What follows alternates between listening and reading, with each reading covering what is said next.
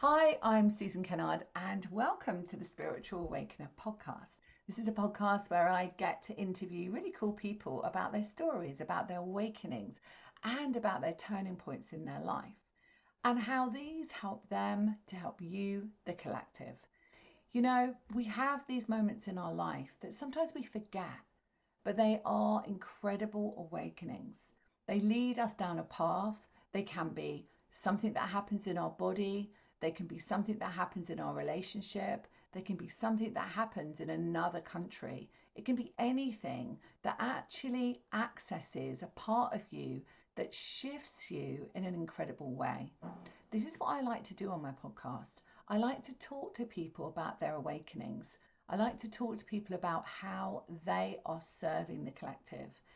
And so I have a really fun guest with me. Sometimes people think that she's a little off the wall. Sometimes people think that she might be crazy. And sometimes people think that she has a really important message for humanity. And I'm there with that one. So I want to introduce you to actually a good friend of mine now, Philly J. Lay. Welcome, Oh, Philly. Susan, thank you. It's really lovely to be here. Thank you, my lovely. You're so welcome. Welcome to the Spiritual Awakener.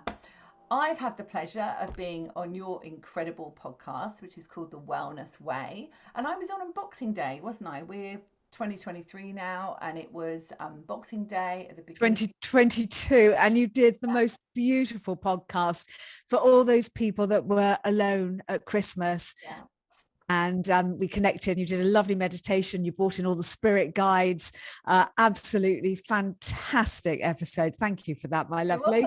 It was great being on there as well. Now, Philly, you're known a little bit for being one of those people that kind of interviews some really, really controversial subjects on your podcast, and so we'll direct people to the wellness way, and people can decide whether it's for them or not. But I tell you, there is some really great interviews on there. So I would say that the main thing about you right now, and in fact, you said to me that when you grow up, you want to be a really a podcaster.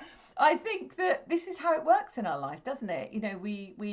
We start somewhere, and then our journey and our path and our beautiful guides, get us to go in particular directions which are really here to help humanity.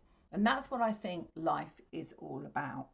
So tell us, because you're an author, a podcaster, tell us about you, and also tell us about perhaps a spiritual awakening, because we have many, but a spiritual awakening that led you to do what you do now. Well, I've had quite a few spiritual awakenings, and they've kind of happened in a journey, and everything is a journey. And you're right. I did say to you recently, when I grow up, I'm going to be a podcast host. And we're an ever evolving work in progress. But just over 13 years ago, I had a spinal fusion, and they missed my spine with the anesthetic, and I nearly died. My life actually wasn't saved that day by a surgeon, but was saved by the registrar of the hospital. And she stayed by my bed. And I only found this out a couple of years ago, but she stayed by my bed for 24 hours on the floor. She did not leave me. And she just held my hand, and she kept saying, "Find your happy place. Where's your happy place? Let's go to your happy place." And I couldn't come round, and they couldn't give me any more drugs because they had put all the drugs inside me to have the spinal fusion and the anesthetic. It's just they were in the wrong place. So there was no more pain relief that they could give me without killing me. So it was literally just wait and see if I came round. And I didn't after 24 hours. So my husband was phoned and asked to bring the children in. And they were my happy place. And I came round. And that is the power of mother's love. And they said to me when they told me this story, and it literally was only 2-3 years ago that I found this out, because I just presumed when I woke up that they were there, and I'd just woken up from the operation and my kids were there. It's like, but they were on tenterhooks, kind of going to Dan, why can't we go and see mum? Why can't we go in? And they said they looked at me and actually thought I was dead. And they thought they were coming to say goodbye to the dead body. But just the love of them in the room, I'm welling up even talking Yeah, I about know. that. 'Cause, I mean, being a mother myself with two teenagers, I couldn't imagine. So, what was the reason why you had the spinal fusion injection in the first place? What was the reason? Right. Well, it was my second spinal operation. I had a prolapse collapsed disc, and 3 years before that, they'd operated and scraped off the bulging part, Yes. but it didn't hold because the whole of the disc was shattered. And they actually said to me, it's shattered, we're most probably going to have to do another operation. What I didn't know at that point in my life was that all illnesses are side effects of emotions and things going on in your life. And I didn't know that. So I was not getting to the root cause at all.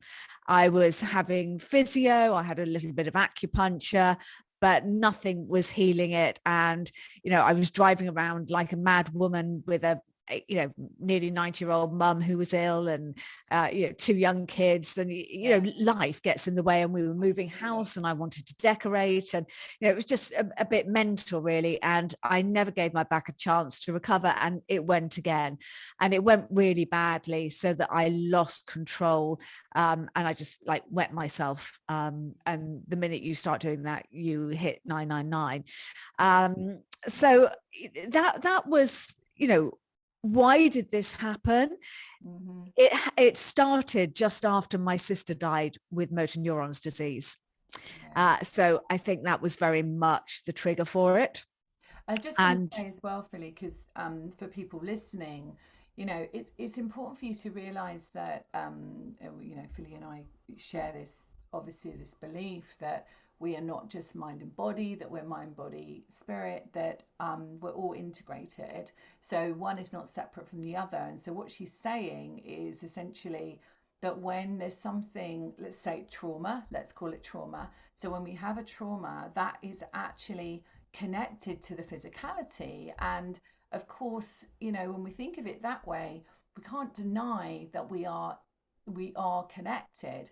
But I do just want to say, that we're not doctors and we're not claiming to heal or cure, but what we are saying is that there is a direct correlation between somebody's trauma and emotions and their physical vehicle that carries their soul. And I just kind of wanted to clear that for people so that they could understand, the perspective of it, Philly. yeah, absolutely. And you and I are both trained in meta consciousness, and in meta, the last disc on the back, the bottom of the spine, is to feel unsupported. Well, absolutely. And if you think about, even if you're not trained in meta health and consciousness, if you think about your back is your support. Like if you don't Yeah. have your back, you're not sitting up, you're not standing, you're like an amoeba, if you don't have a back, Yeah, right? absolutely. And So, this was the bottom disc in my spine, yeah, which is in the bottom chakra, yeah. which is to do with the first few years of your life. And my sister Trish, who died, Mm. she helped bring me up with my mum, so she was kind of like a second mother to me, and I felt that I was losing my support, my childhood support. And also, if I'm honest, I felt I didn't support her enough through the motor neurons disease. So there were a few things going on there that Yeah, you feel, and we'll just go from your perspective, you feel that was impacting your physical body, your spine in this case, and how supported you felt, and then also a correlation with how perhaps you felt, rightly or wrongly, that you could have supported somebody more. And that makes sense, doesn't it? That your body would be going, hang on a minute, this is not actually true. Yeah, because you're always supported by the universe, you're always supported by Mother Earth, etc. Yet it's your emotions that have told you you're not Yeah. Yeah. Yeah, absolutely. Your Yeah. emotions, we are self-fulfilling prophecies, whatever we, think Exactly. happens. And I felt unsupported and I felt unsupporting. So, I had this massive collapse of the disc and got rushed into hospital as an emergency. And yeah, no, it was very traumatic. And what happened from there, I did come round, but what happened from there was 2 years of my life I spent in bed, addicted to opioids, overuse of alcohol, huge post-traumatic stress disorder. I mean, there was the pain that I felt from, I will never, ever forget that scream from when I came round, because they obviously bring you round from the anesthetic thinking that all the epidural and everything's in there. So you're not going to feel, where they've just, having a metal disc put into your spine, they cut all the nerves off, and they had to chop the spine about, clean it all out, get the metal cage in, redraft it all and everything. I mean, it's a massive, massive Like operation. Sarah had, Sarah, my 15-year-old, she had scoliosis, and she had an operation where they put rods in, and I can't imagine if she'd have come round and not had, that anesthetic within her body.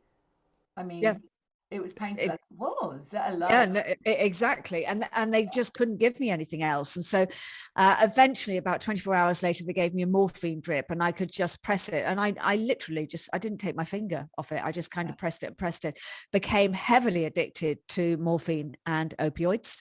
How many years ago was this, Philly? How many years ago? This was 2014. So first week of February 2014. So They don't do that now. So what they do now, just to let people know, is that so Sarah had this pump, but she could not overdose on it, and she could not give herself more and more and more. It stopped at a point, and then literally over a few days, they weaned her right off it and gave her different things. So I think they're really hot on that now, whereas good. perhaps they weren't, you know. Well, I think with me, they were just panicking. Well, I yeah, they were really, really panicking that, you know, yeah, they killed me. It mm, is the third biggest killer of mankind. And, yeah, absolutely, yeah. I think they panicked and they were just trying to give me anything they could. Mm, But with that addiction mm, and the post-traumatic stress disorder, I was so depressed that, I mean, I didn't even get out of bed to go downstairs and cut my daughter's 13th birthday cake. There wow, was nothing in me that yeah. could move. And my sister Bud used to bring my mum over every kind of 2-3 weeks. And she was old on a Zimmer frame, but they used to make me get dressed and take me around the garden on mum's Zimmer frame, Mm. just looking, and they just kind of go, what's that plant? What's that plant? Because I had such bad brain fog. I couldn't remember, because, the body shuts down. It just doesn't Absolutely. want to remember anything it's gone through. So I And had, it's also not important, is it? If you think about, like the plants and stuff, actually, what's important is, I presume it was in fight and flight, like it was, right, I'm going to survive. All my major organs are okay, but actually what I need to know is not important. It was like the major stuff. Yeah. yeah. And the other, the body is so extraordinary. I Mm. just, the more I learn, the more I just go, Same. I cannot believe that we think we are just, bricks and mortar, so to speak, flesh and blood, because we are extraordinary. And it's But important to us. we're nature. And Yeah, just we're that nature. little act of my mum and Yeah, sister taking me in the garden, asking me what those plants were, yeah. and doing things like saying, come on, just smell it, just touch it. And they were connecting me back to my Reminding. senses. Yes. And Yeah, I didn't realize that they were doing this. And the yeah. other thing that was going on at that time, where my body was trying to heal, was I couldn't stop humming. I was just humming the whole time. Sound And healing. my kids and, Yeah. people that visited go, oh, for God's sake, can you stop humming? And I go, I'm really sorry. I'm really sorry. But now I know the power of the vagus nerve from the Yes. gut to the brain. And Mhm. it was just trying to keep me stimulated and I was humming songs that I hadn't heard since my childhood. It was really weird. That's also, you know, if we think about sound being the sound of the universe, actually we have one of the things I teach as well is our healing sound. That Mm. actually we can bring that healing sound through, and depending on what you need it for, will depend on the frequency of the sound. So that's, you know, probably you were doing that as well. Yeah. You know, as much as it was children's songs, you know, from past memory, actually the frequency of it was probably really healing you. Yeah, absolutely. And it really was one of the things that kept me going. Yeah, yeah, Um, absolutely. in So, this, so this happened. You kind of recovered from it, but it took a long time. What happened after that? So when you found that you were kind of coming back to a sense of who you were again. well, I really wasn't coming back to a sense of who I was, and over that 2 year process. And then 2 years later, 2016, I discovered a large lump in my throat. And so I decided to go and see my GP. Now, I hadn't been back to the doctors really since the operation. I was just like, I just want to stay in my bed and not go anywhere. Mm. But I saw this massive tumor, and I went to my GP, and I was very, very large at this time because I just spent 2 years of my life in bed eating kind of, you know, if anybody visited, they bought you cakes, and my children used to make me microwave meals, and I felt, you know, which I'm very grateful for, but you know, I just felt shit. Mm. So I was really big, and I sat there and I cried with my GP, and I told him about the brain fog, the chronic fatigue, frozen shoulder, all the autoimmune diseases that were coming up, and now this lump in my throat. So I went through all the tests, and it was a tumor, but it was benign, but it was a tumor, and it was very large. And they said, we think we need to get it out. So I agreed to that, which now I wouldn't do. But, you know, I don't think there was a need. But I lost half my thyroid, which was really upsetting. But, you know, I went on that process. But I was seeing all of these consultants, and I was asking them if everything was connected. And they don't know. They're not taught to connect the body. And so, Now we are seeing, and you interview some of them, but we're seeing doctors that are taking their knowledge to a further place, which is so beautiful to see. yeah, And I always said that, you know, we both trained with Penny Kroll. We'll give you a shout out, Penny, because we love you. So Penny trained me in mental health, she trained you, and I I felt to myself then when I was training in it that actually doctors need this, because actually, you know, we could look at a brain relay, a brain scan, a CT scan, and we could see in it the actual part of the body, and then we take it to the emotion. So we take it that bit further, whereas the medical doctors, who are amazing in themselves, but actually are not taught to take it further. And yet, what I call the new doctors, I don't mean the young doctors, I just mean the new conscious doctors, and they can be any age, yeah, they yep, they are the ones that are taking it to that place, and mainly because they've actually either healed themselves and they've gone down that journey, or they've just noticed a correlation between actually spending the time with their patients and talking to them and seeing, you know, like what I call incidental research. And, you know, more and more this is happening. And I open that door to more doctors. If you're listening to this, think a little bit outside the box, because you've got your incredible training on some level of understanding the physical body. Also, just take it to that next level, because definitely in meta health, you know, we're not doctors, but essentially we know how the physical body works. We know the science of it. We know how it works when there's trauma, you know, and if we know it, wouldn't it be amazing if all of the medical doctors trained in it?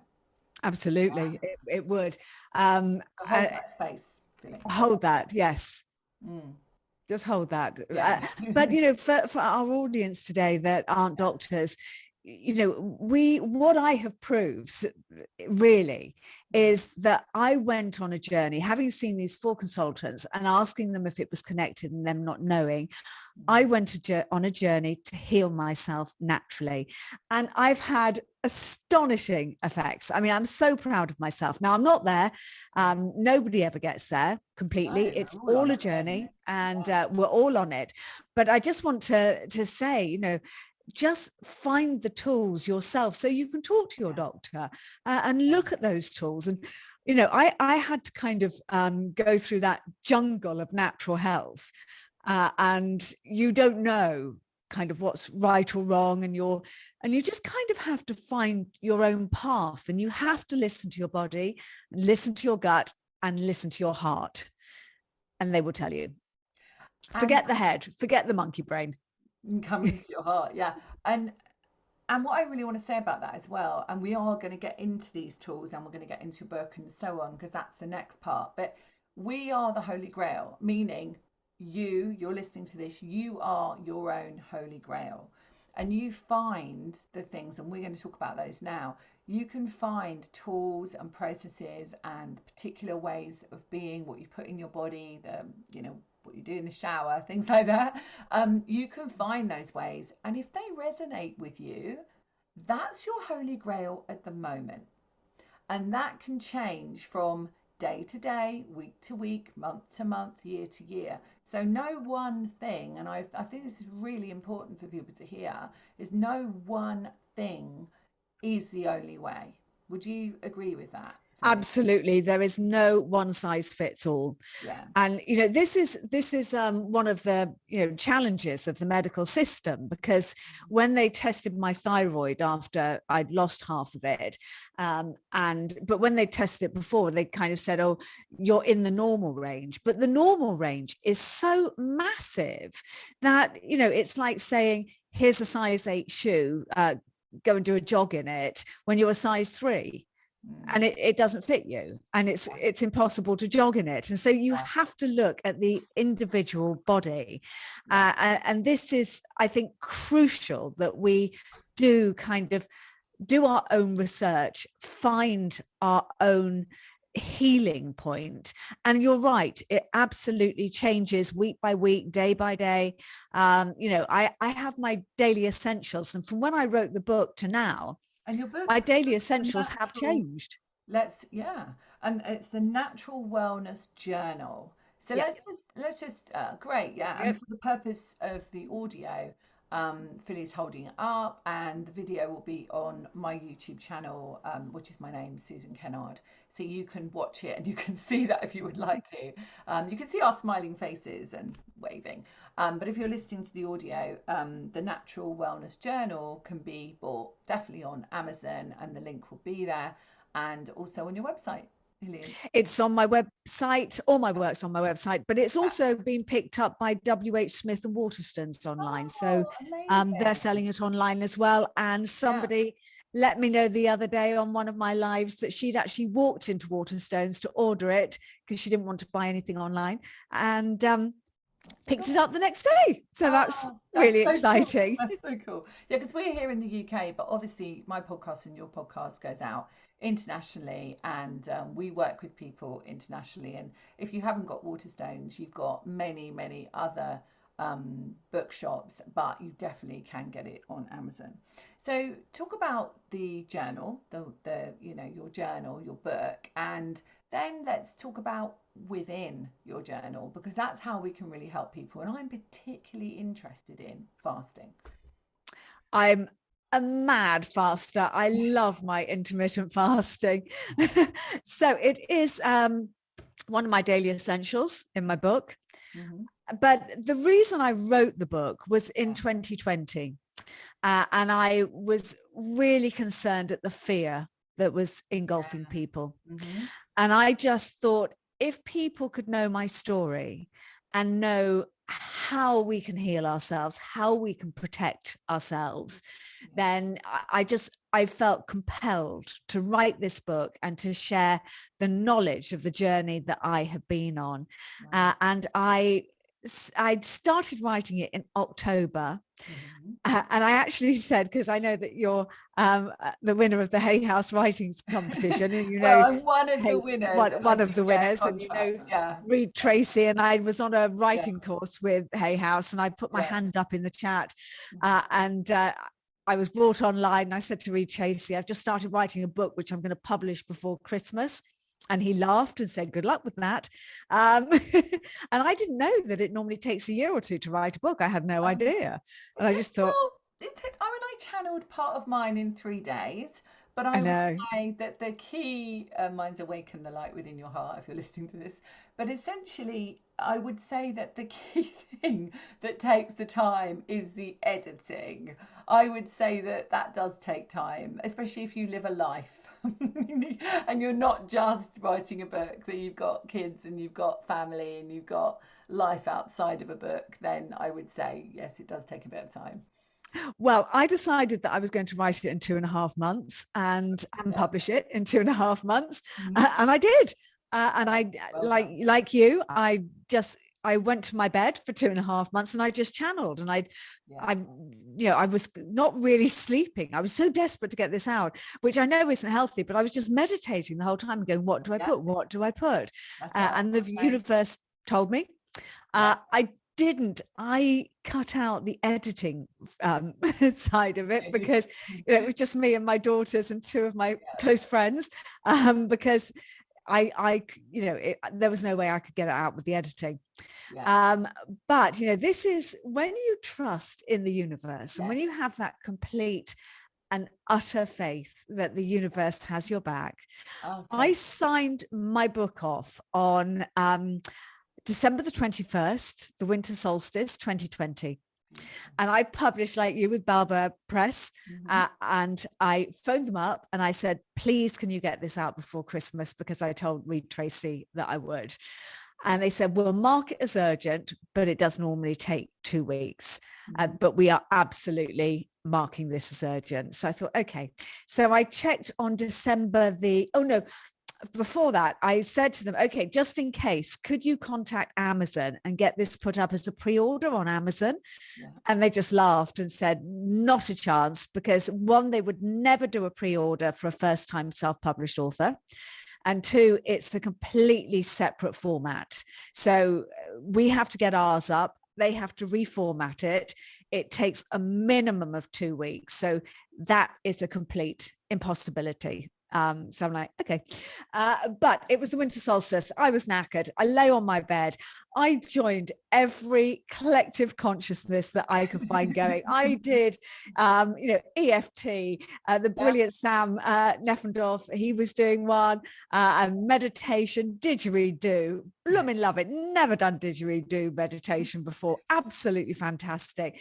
I'm a Soma breathwork coach. So, lots of Soma breathwork, lots of tapping. And all I did was visualize my book on Amazon. Yeah. And then on the 23rd of December, I checked on Balbo and I was up. So I thought, I can read Tracy in the eye one day, Yeah. hand him my book and tell him I did it, which Yeah. I've been able to do.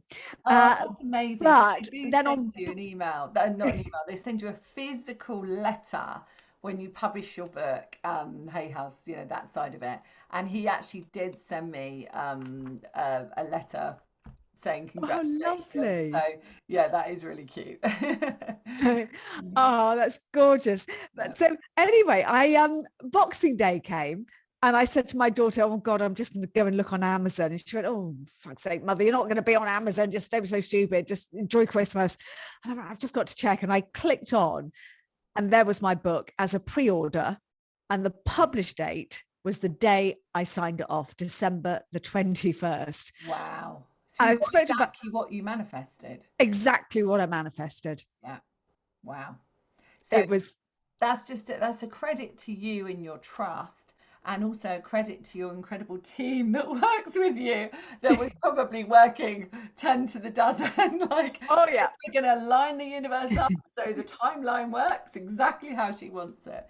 And that just is a great opportunity for people to understand that if you are actually really focused and you focus your attention on your health, let's say, if you focus your attention on the positive aspects, which we're going to talk about now, then you can actually create anything. Yeah, absolutely anything you put your Yeah. mind to. So let's talk about, obviously people know where to get the book now and they know kind of the content of it, but let's talk about a little bit of the content of it, and let's just dip into different modalities that people can use, and definitely let's make sure we've got the time to do fasting, because I just really want to talk about that. Absolutely. And I think fasting was where I started my journey. I started very much with diet and nutrition. Yeah. And as I said, I was, very, very overweight, very large, couldn't really stand up very well. And I just thought, okay, I've got to lose the weight to do this. And I knew quite a little bit about diet and nutrition because I'd trained as a classical dancer. It had always been a fascination of mine. I remember 30 years ago, reading a book on superfoods and wanting to know the nutritional value. But what I didn't know then is that what you eat is energy that it gives your body. And I don't mean the physical energy, it's the coding system. Wow. It's the reprogramming and the coding system. And I just... healthy cells, right? So coding, I trained as a naturopath, so that kind of makes sense to me now. Like, you're actually building the healthy cells through a coding of what you're in your body. You're programming, because you have a new body every 7 years.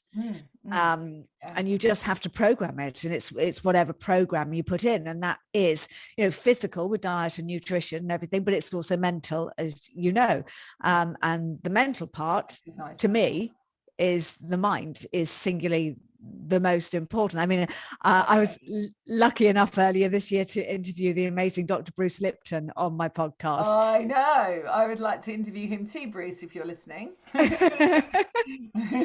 Amazing man, and he's so inspiring. And when you listen to him, and you and I both knew his work anyway from our training and biology of belief. But when you know how powerful the mind is, and you just go, I can do anything. But the reason I love fasting, and the reason I wanted to do this, is because of the autophagy. And so basically, if you're eating 3 meals a day plus snacks, 5 meals a day, your body never has the chance to clear out. And so the cells are just kind of eating and chumping away at the fat and the food that's going in. And it's this steady chump, chump, chump. And then when you starve the body, and so I started, because word breakfast is break fast.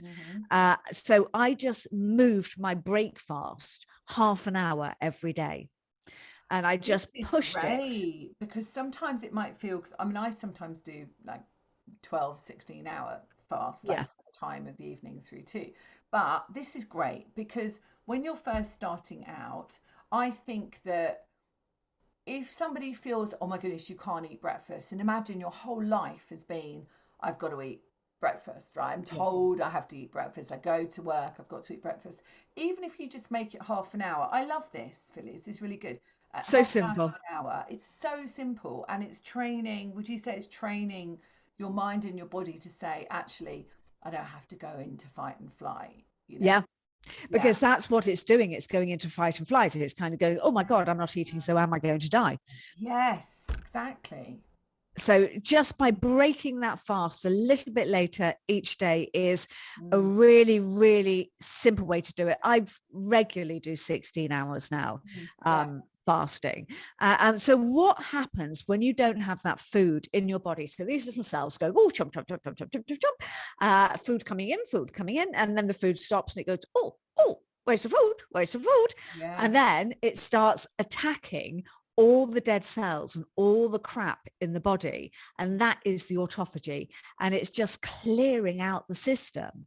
And so it's really, look back in biblical times and look at any religion in the world, they all incorporate fasting. Ayurvedic medicine, the great grandmother of modern medicine, it is all they all have fasting, and there is a really good reason. And that is for the autophagy. Now, obviously, there are times that you shouldn't fast. I feel a bit bad because as I was losing weight, I had one of my daughters wanted to join in with me because she wasn't happy with her weight, and it went a little bit far. And I've now discovered that you shouldn't allow teenagers to do fasting, but I didn't know that at the time. Obviously, never fast if you're pregnant or breastfeeding.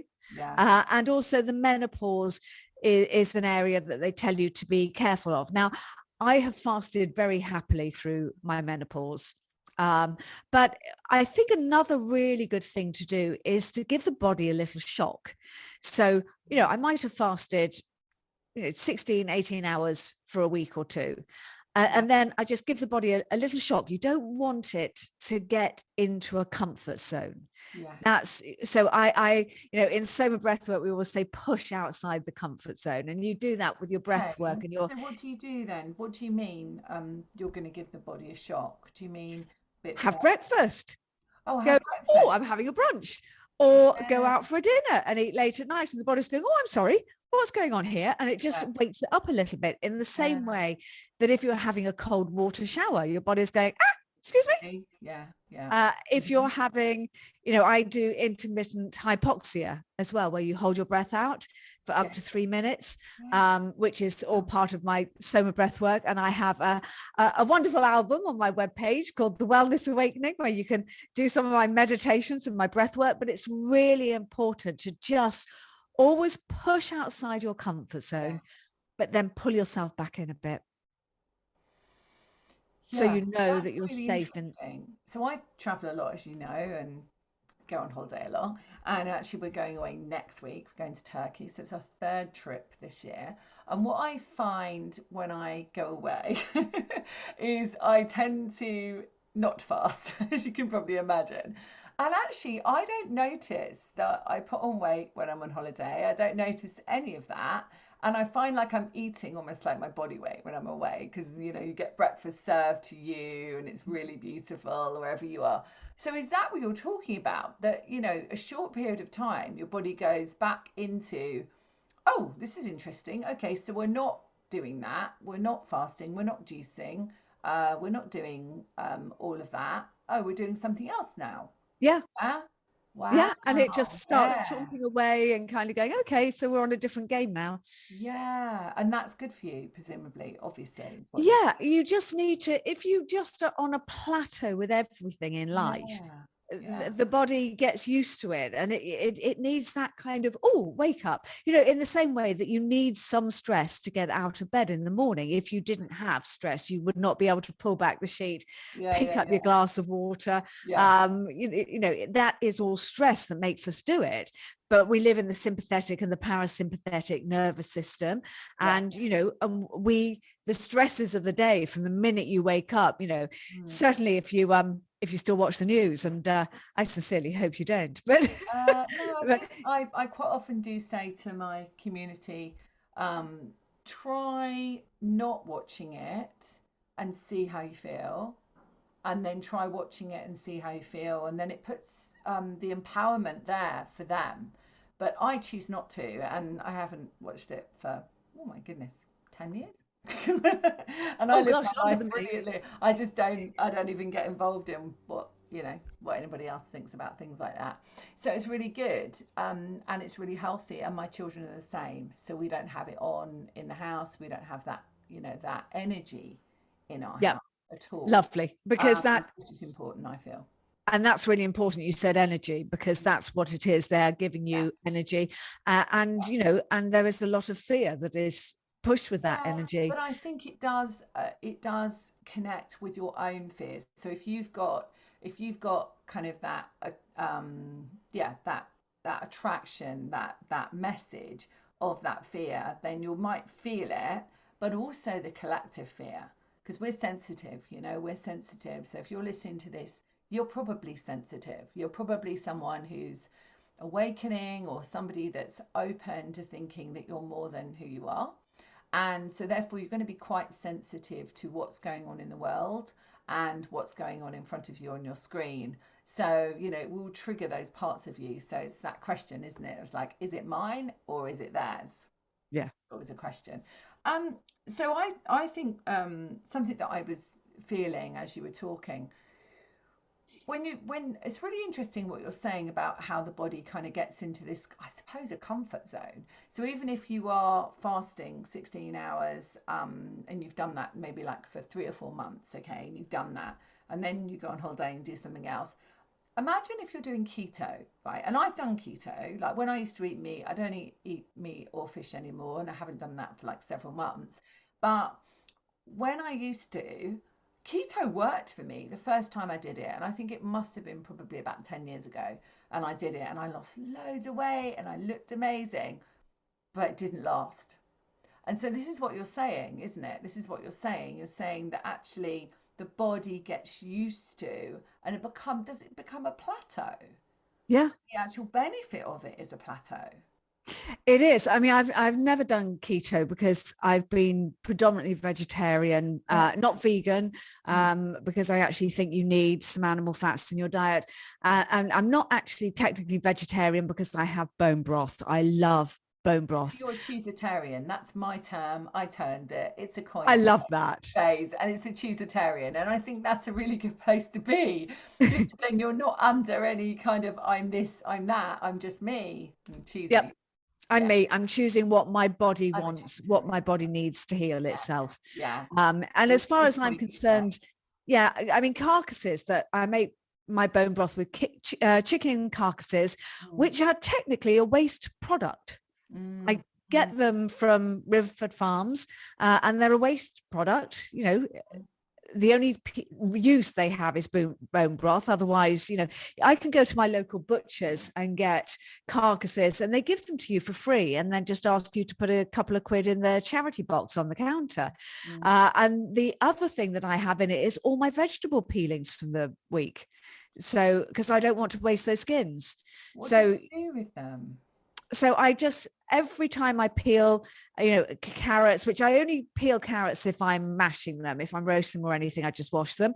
But you know, those big Juicing them. stalks of the broccoli that are a Yeah. little bit tough, the ends of the asparagus that you don't eat that are woody, Yeah.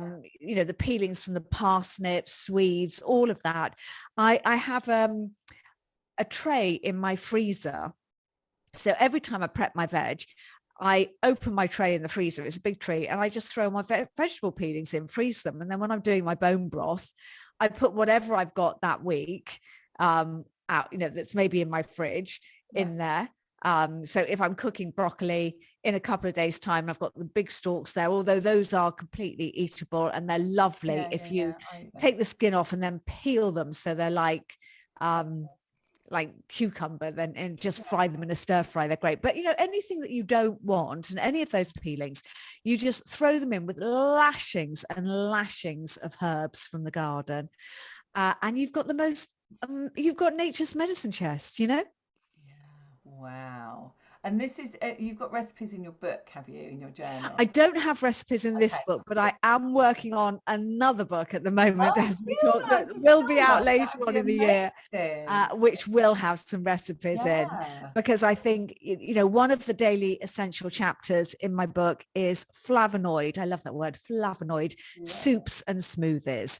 Yeah. And the really important thing is to eat the color of the rainbow Yeah.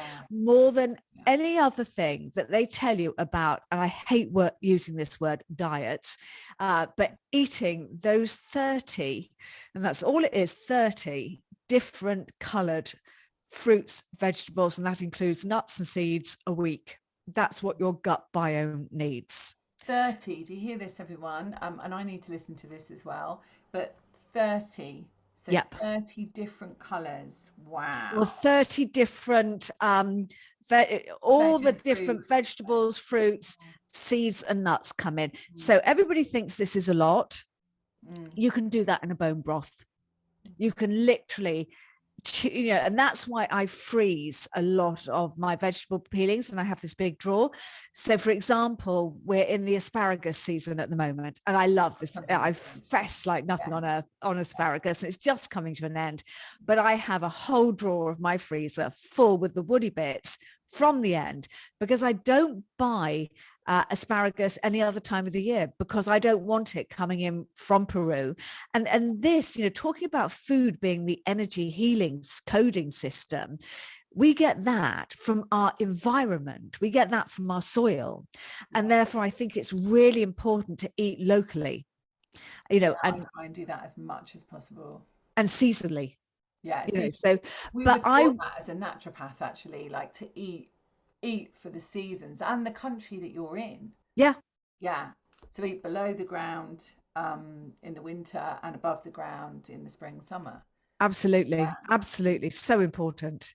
Mm, So that's a really kind of good rule of thumb to yeah. get all those other vegetables in. So I'm making my bone broth and I'm just putting, 2 or 3 little bits of the asparagus stems in. So I've got all the nutrients of that asparagus Yeah. from my motherland and, my soil, my patch, Mm, but I can, spread them throughout the year.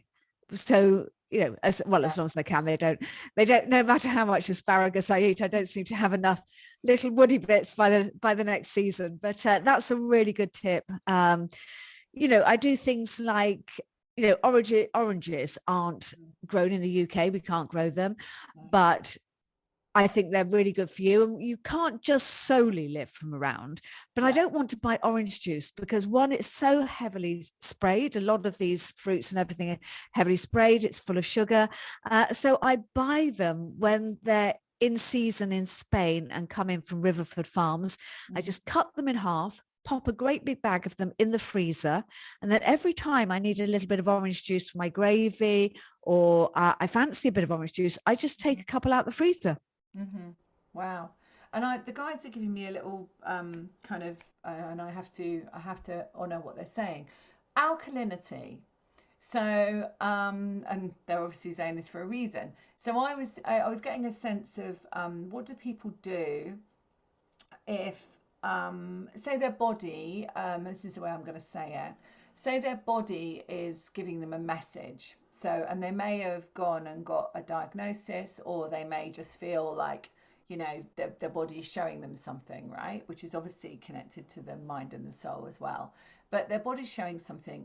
What I know about that is that when we alkalize our body, and I want you to talk to that because I feel like drawn to say that, how would this help somebody that perhaps had a deep picture, of dis-ease within their body, or they've been given a diagnosis, and that diagnosis might be something that they're really worried about?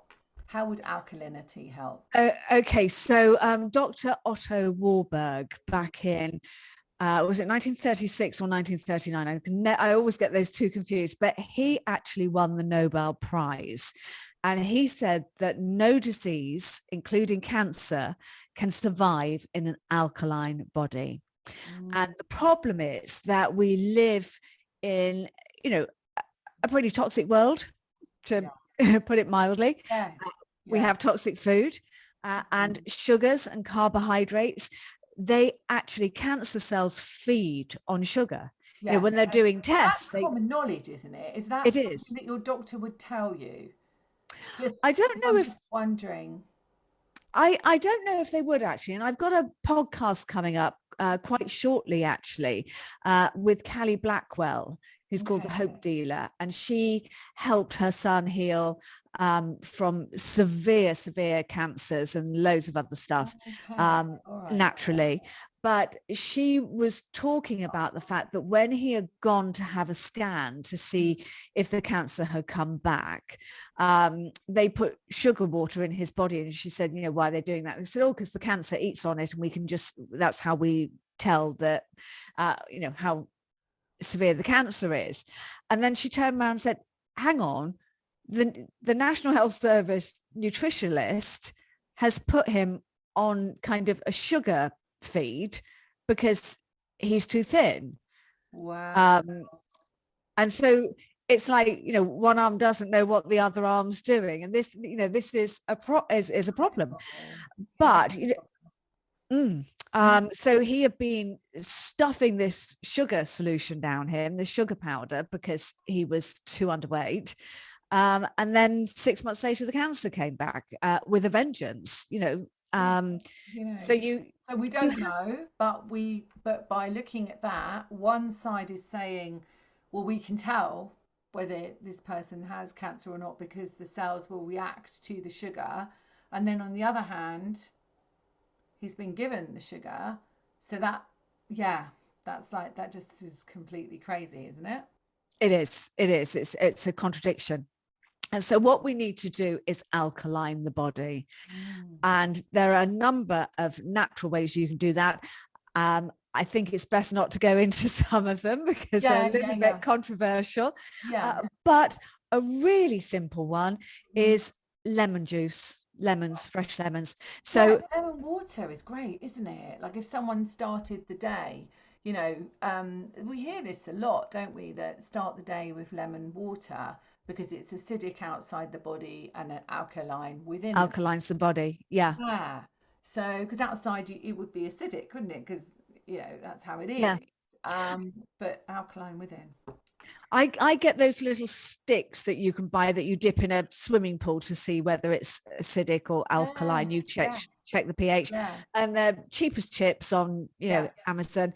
And so I just once a week wee on it and just check and see how my body's doing and adjust the food appropriately. Now, I'm not saying it's easy, Susan, because it's not.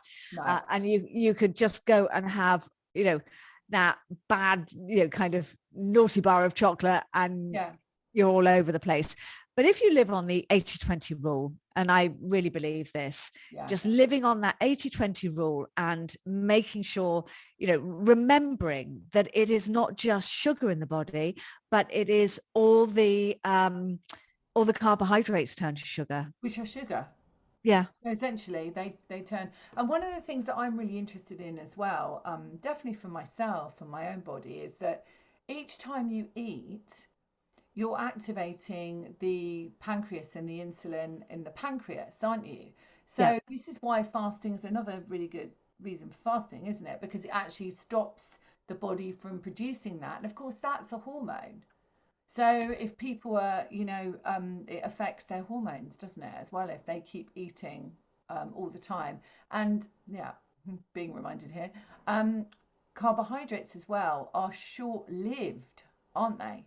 So we eat carbohydrates. I haven't had a Chinese for a long time, but do you remember the days when you have a Chinese and you have all that rice and you have all that stuff, and then you're hungry about half an hour later, and it's because the body is just like, oh my God, I want more food because this is no, that's exactly what happens. I gave up Chinese a long time ago as well for another reason, because I don't personally want to eat MSG. That's do you know what? In Holland, I used to live in the Netherlands, and it was many, many years ago, and they never put MSG in their food, no. And so it was, it was a long time ago now. I don't know if they do now, but we could eat things like that in the Netherlands, and it didn't have any MSG in it.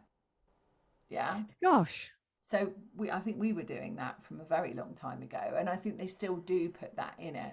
So MSG is one of those things, isn't it? And look it up if you want to look it up. Monosodium glutamate, but essentially it's in everything. If you look on a packet, I know, especially you see MSG and everything. So carry on, Billy. Sorry, I'm done. Well, that's kind of my daily essentials. Are just really the foods, the flavonoids, the smoothies, the breath work, the intermittent hypoxia, intermittent hypothermia, which is the cold water showers, and just intermittent high intensity exercise. So I only exercise. I go for a walk every day with my dogs and I love it. And I take my shoes off and I do my grounding and I connect to the earth. I see you on TikTok doing it, and you can look up Philly on TikTok as well. And I hug my trees and I the oak tree I have opposite my house, and I'm so blessed I can't tell you. All my angels have come together to bring me where I live now. I told you, everyone listening, some people think she's mad, but I actually love it. Oh yes, I have been guided here. Absolutely guided. And meditating. I couldn't get through a day without meditating. I'm a hardcore meditator. I do 2 hours a day most days. Wow, you do way more than me. You do way more than me, and I obviously teach it as well. In fact, after our podcast, I'm going to be running my channeling class. But I don't do as much as that, but I do several times a day connect in with that piece, and definitely at the start of the day, I do that. The start of the day is absolutely the most important for me. And I set my alarm clock, but I wake up, I know when I wake up what my natural rhythms are. So I set my alarm clock to start half an hour after I naturally wake. And so I spend that first half an hour of the day and I do a little bit of something called the Silvo technique. So I count backwards from 50 to 0. I connect back to my dreams. I think about what my dreams are, think about what meanings they're telling me. And then my music, my alarm clock is some really beautiful music, absolutely lovely kind of classical music. And that's when I put my hand on my heart and I do a heart-to-heart meditation and I just connect to anybody that I want to talk to in the world. So it might be my children, it might be my sisters, it might be somebody I'm pissed off with, like my ex-husband, and I want to have that conversation with them. And so we will have that conversation until my alarm, finishes. And then I'll say, lovely to chat, let's move on. And then I will do my meditation. So I choose between, I love the Soma Breathwork morning meditation. I love Bob Proctor. His abundance one is cracking. I've just got a few favorites that I completely love. I love some of mine, which sounds really weird and it's horrible hearing your voice, but I actually just love the music. The music was done by Paul Mannion and it's absolutely fantastic. And you can find those on your website, right? Sorry? People can find your meditations on your website. Yes, absolutely. Yeah. So they're there, but Paul's music is beautiful. And I do, the album actually is, I take you on a journey from past lives to passing. And so we start with our past lives and remember, what has brought us to where we are, our ancestors. And then we come through to the first meditation on self-love, because if you don't love yourself, you can't love anybody else. It's that simple. And the first exercise I have in the book, and I do that, I've said this in the meditation album as well, is to take a picture of yourself.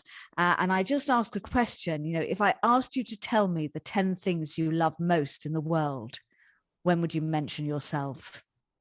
Yes, wow. Really good point, isn't it? And when we do gratitude as well, very rarely it would be I'm grateful for myself. Yeah, I mean, I'm grateful for my animals, I'm grateful for living by the sea, my children, etc.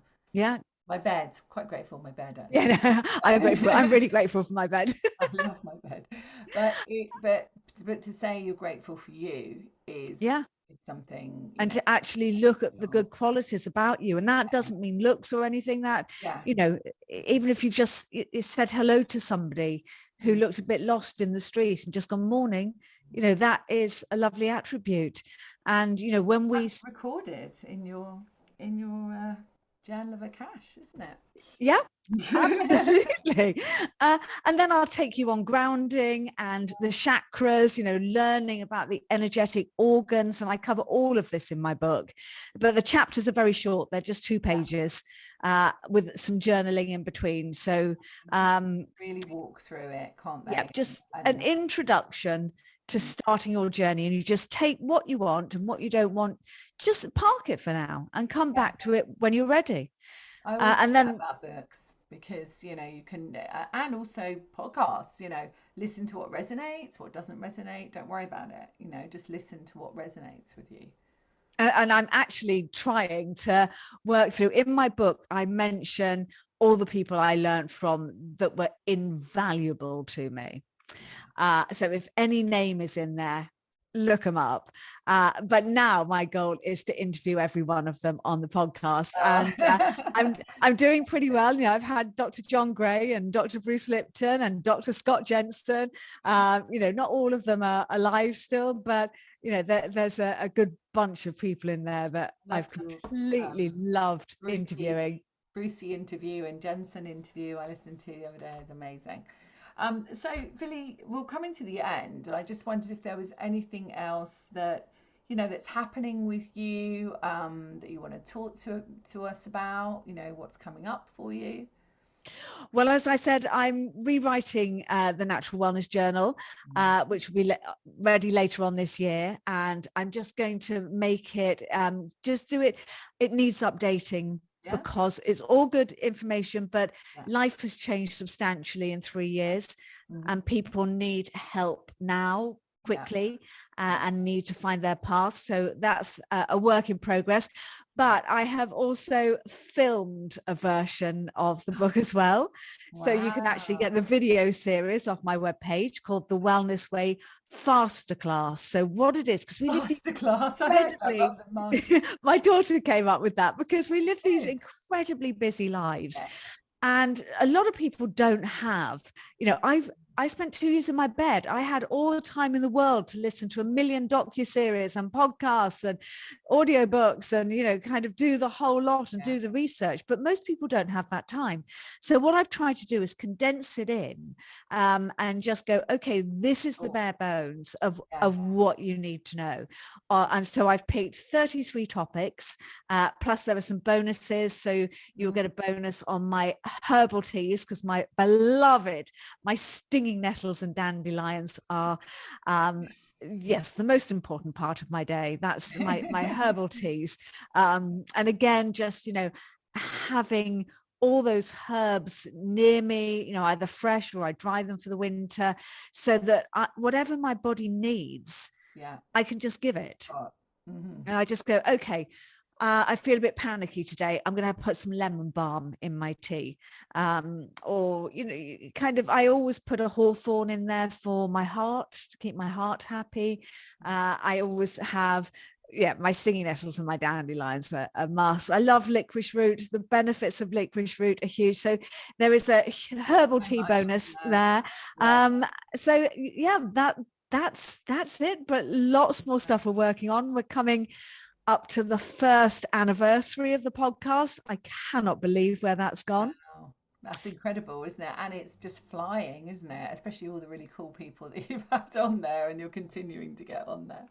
I cannot believe, well, I can, because I know how the universe has our back. Yeah. But every time a large guest says yes, I'm just like, wow, yes, thank you. Yeah. Amazing. But for me, it's very important to get a whole range of people on. Exactly. So I'm interviewing a lovely lady today, Carol, who has gone through a healing journey using essential oils. And so we're just going to talk about her oils and what it brought to her, because we all have something to bring to the table. We all have this incredible knowledge. And that helps, every person in every walk of life. And that's what I try and do. I have my soul family, my soul's mission membership, and I offer any of my members the opportunity to come on the podcast. So if they've got their website and they're ready to, be out there in the world, I offer them an opportunity. So that that's beautiful, Susan. So it doesn't have to be, really well-known people or famous people or anything like that, or with big followings. It's really great to be able to, like you're doing, offering a broad spectrum of people so that many people can get the healing help that they need. Absolutely. That's how we learn, because we do know all the big guests, we know their story, but there are such exciting stories from people that have never told them before, and you just go, wow, that's amazing. Or you might know somebody but you don't know them, and you find out more about them when you interview them. Oh, Philly, wow, what a incredible chat we've had. What an amazing conversation. I've thoroughly enjoyed it. I'm, so excited for, people listening to this. Please, please review it. When you hear this, please review it. Let us know what you thought.